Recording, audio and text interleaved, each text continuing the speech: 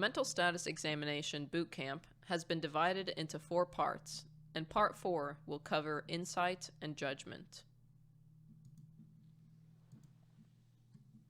Insight is defined as awareness of one's own situation or illness. It is a subjective concept. One important thing to note here is that poor medication compliance does not always correlate with poor insight. For example, a patient with no psychiatric history who is recently diagnosed with hypertension may often forget to take their antihypertensive medication. This does not necessarily mean that the patient has poor insight. Here are some examples of questions you may ask that can help you assess a patient's insight.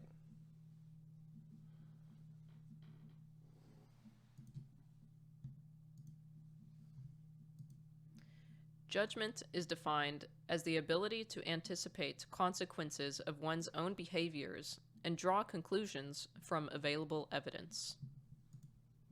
Judgment is also a subjective concept. While documenting judgment in the mental status exam, you might also comment on the patient's judgment in regard to their ability to complete activities of daily living. Some important things to note are that, in general, good judgment requires adequate insight, and judgment is not the same as a decision or action. This is because judgment precedes a decision or action. A person with good judgment can still have bad outcomes, and just because you don't agree with someone's decision and actions does not mean that they have impaired judgment.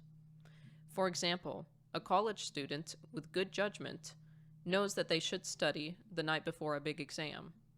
However, they decide to go out and party and end up scoring poorly on the exam. Judgment is not always formally tested during a psychiatric interview because it can oftentimes be inferred from the information you gather from the patient, such as the events leading up to a patient's hospitalization or pattern of events in the patient's life. However, if you were to assess a patient's judgment more formally, here are some questions you might consider asking.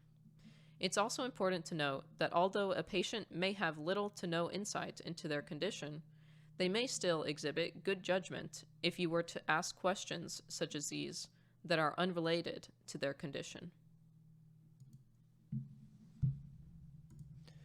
There are many different causes of poor insight and judgment.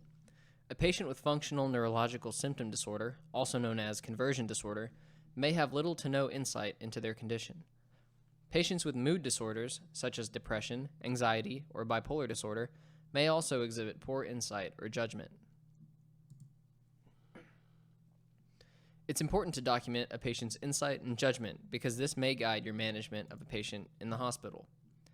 For example, if a patient with active psychosis was admitted to the hospital for running around naked in the streets with a knife and has no insight and poor judgment at this time because they truly believe that they received a special message to kill other people, the patient would require hospitalization for continued safety of themselves and others.